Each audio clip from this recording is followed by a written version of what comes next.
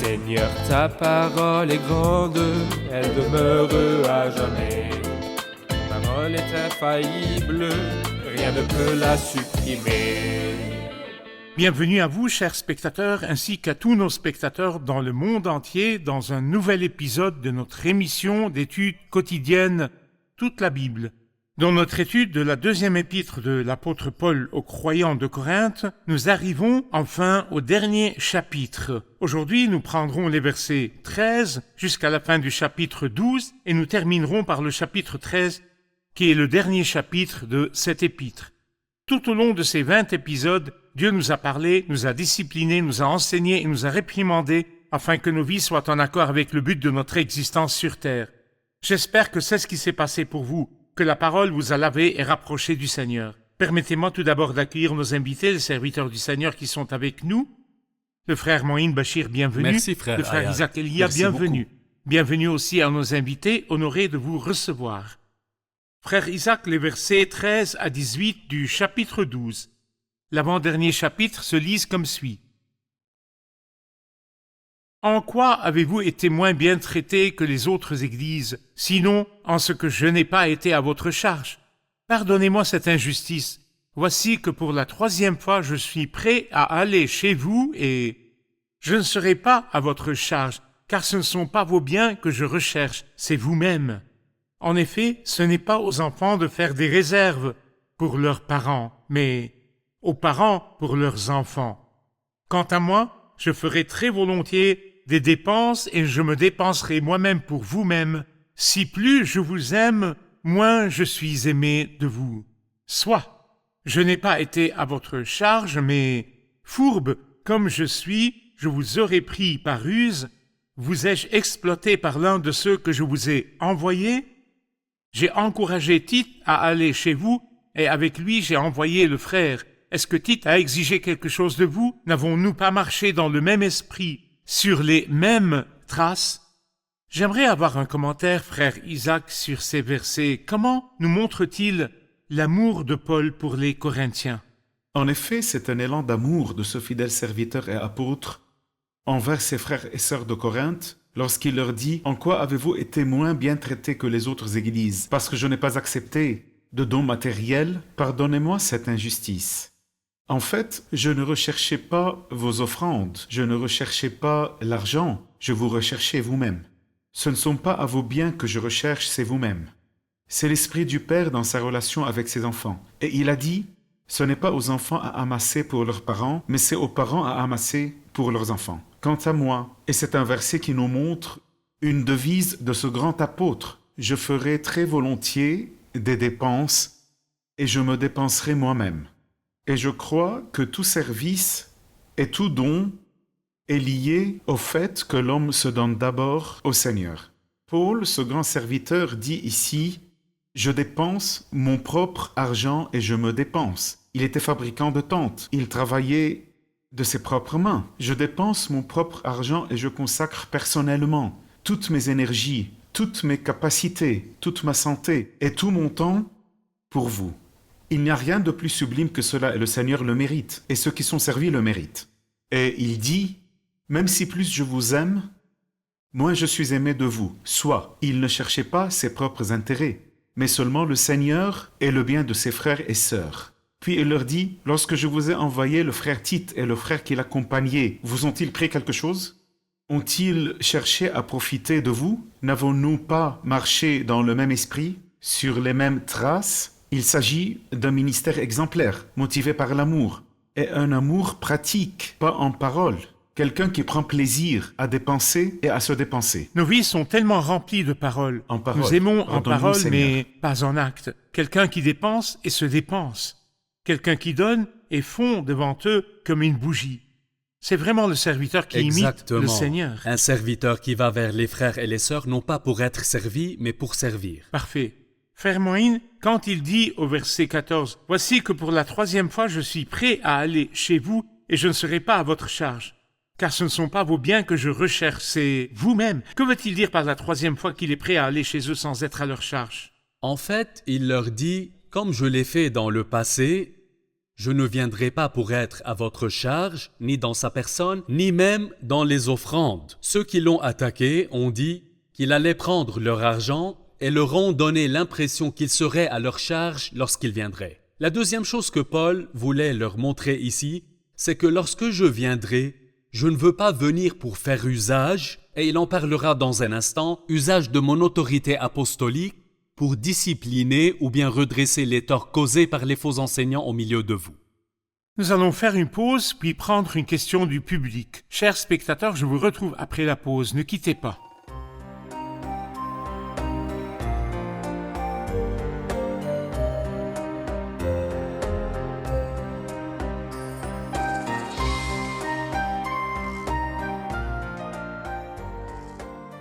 Le dernier verset du chapitre 12, « Qu'à mon arrivée, mon Dieu ne m'humilie de nouveau à votre sujet et que je n'ai à pleurer sur plusieurs de ceux qui ont péché précédemment et qui ne se sont pas détournés de l'impureté, l'immoralité sexuelle et la débauche auxquelles ils se sont livrés. Est-il possible de trouver de tels péchés parmi les croyants? » Est-il possible, frère Isaac, de trouver de tels péchés parmi les croyants?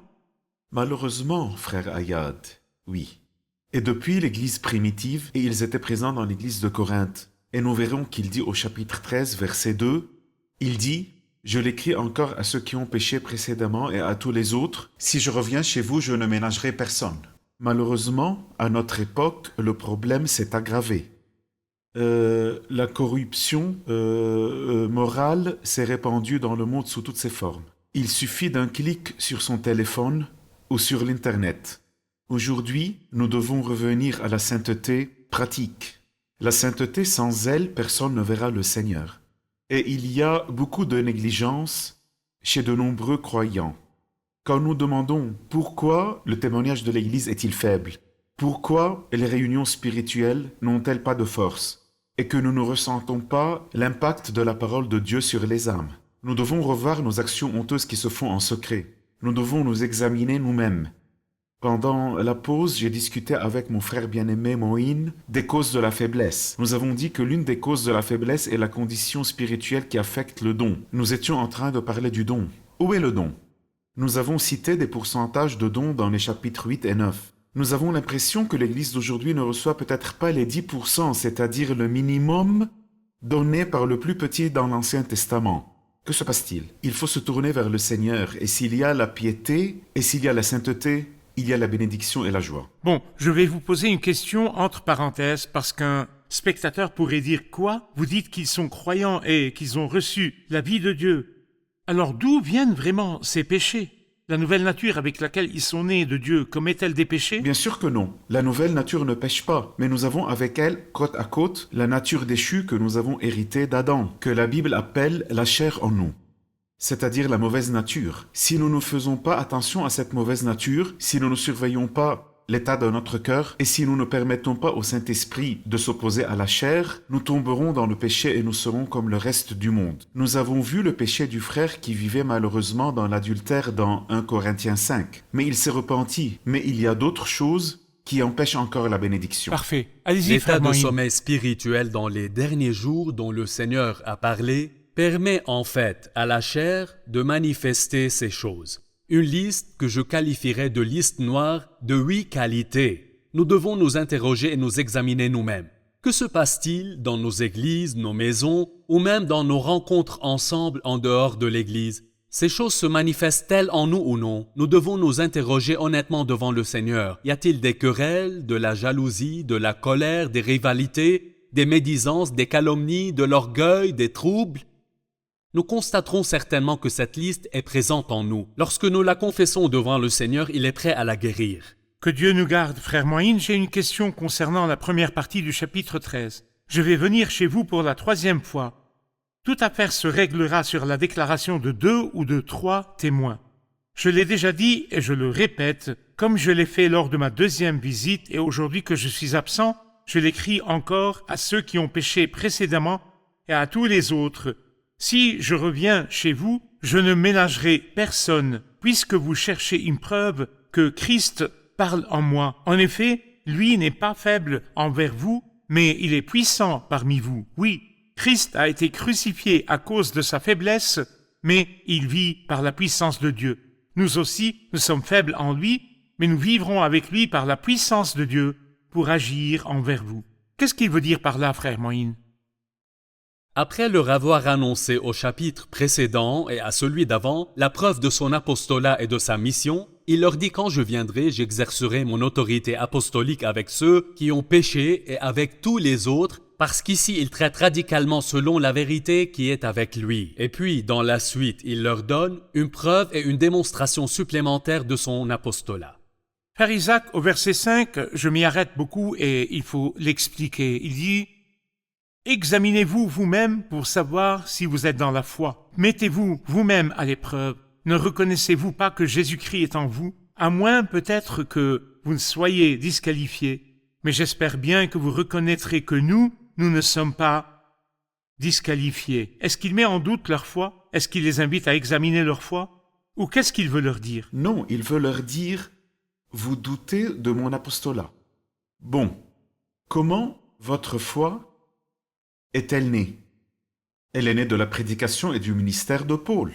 Donc, puisque vous êtes croyants, alors notre ministère, notre mission et notre apostolat sont vrais et viennent du Seigneur. Examinez-vous vous-même pour savoir si vous êtes dans la foi. Ce n'est pas dans le sens de douter, mais pour leur dire: n'êtes-vous pas croyants? Je suis donc un vrai apôtre et serviteur. Nous allons faire une pause puis prendre une question du public. Chers spectateurs, nous nous retrouverons après la pause et je vous encourage à la fin de cet épître, si vous avez des questions sur cet épître, à nous les envoyer aux adresses qui apparaîtront pendant la pause. Restez branchés.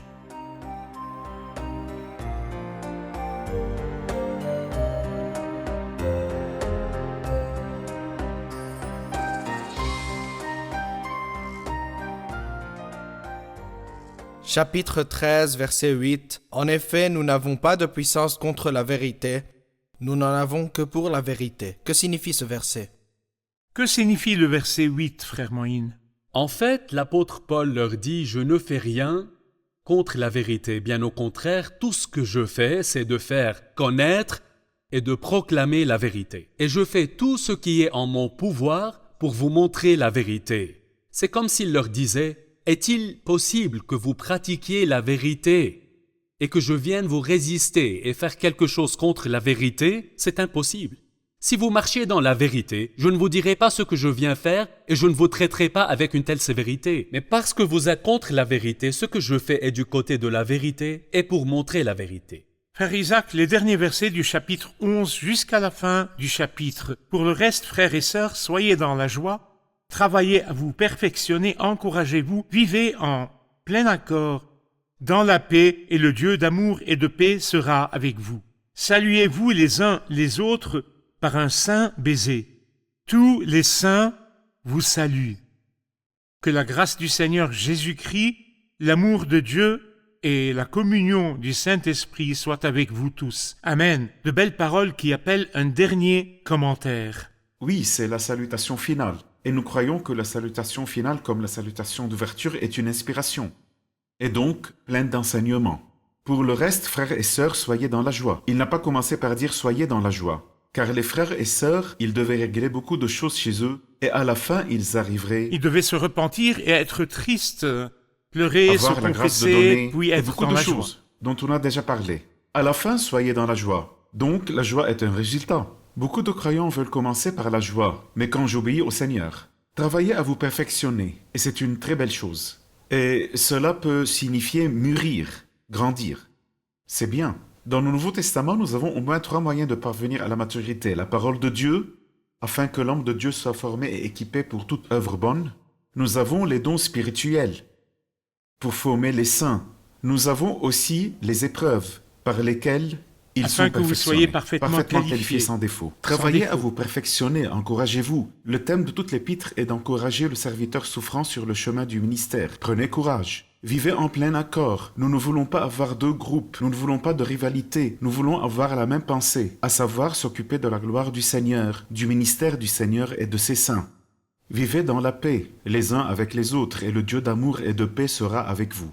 Saluez-vous les uns les autres par un saint baiser. Nous voulons que vos relations les uns avec les autres soient marquées par la sainteté, eu égard à ce qui s'est passé. Ensuite, il conclut avec Dieu dans sa Trinité. Que la grâce du Seigneur Jésus-Christ, l'amour de Dieu et la communion du Saint-Esprit soient avec vous tous. Amen. Ici, nous voyons toute la Trinité du côté des croyants.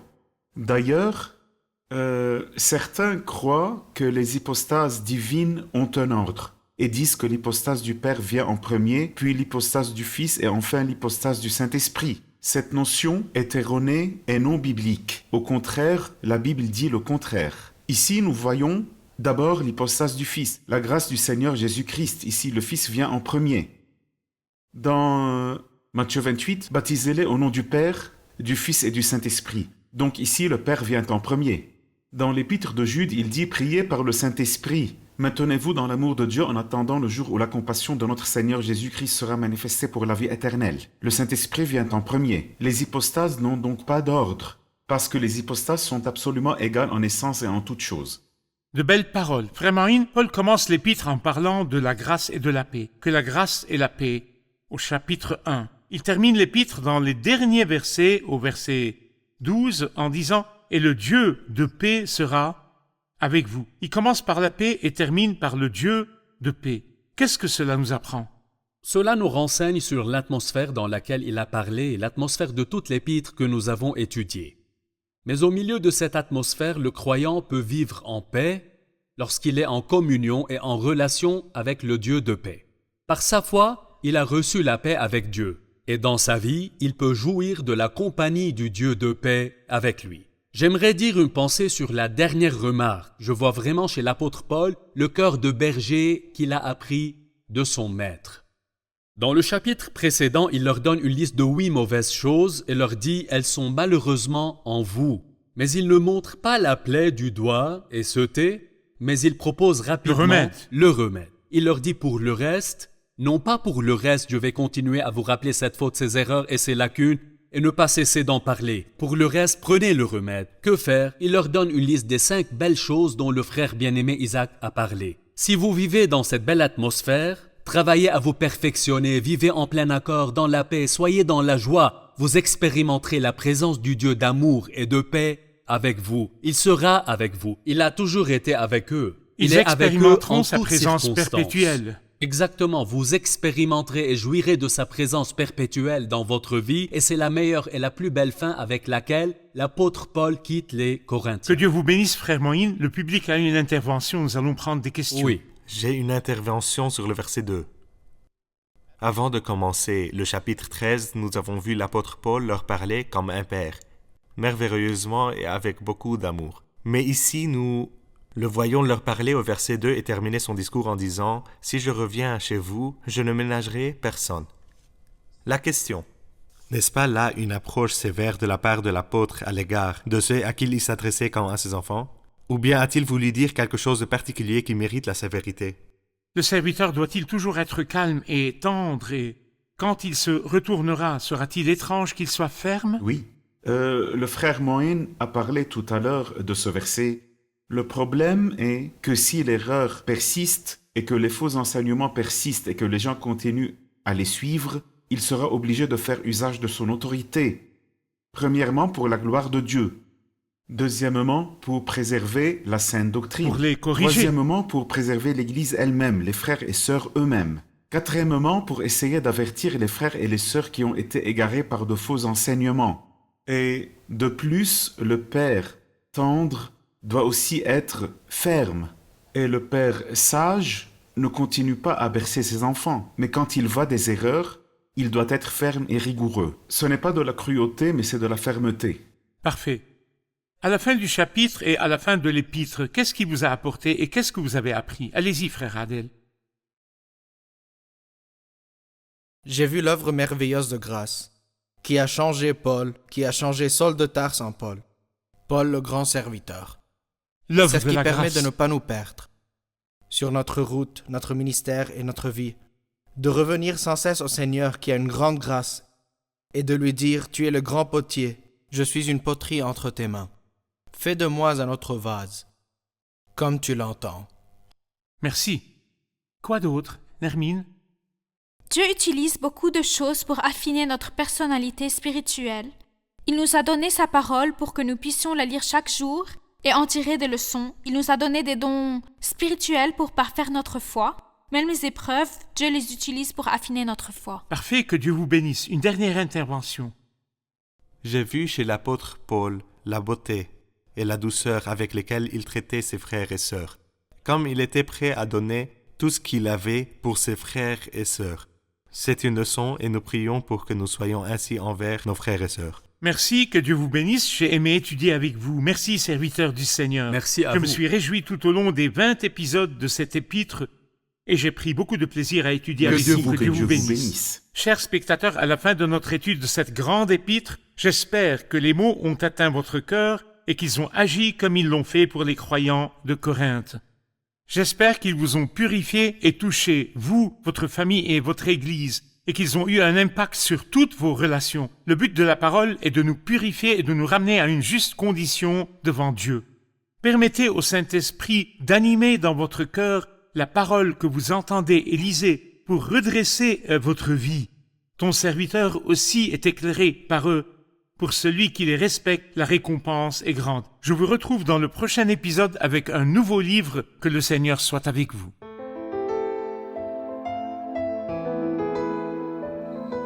Seigneur, ta parole est grande, elle demeure à jamais.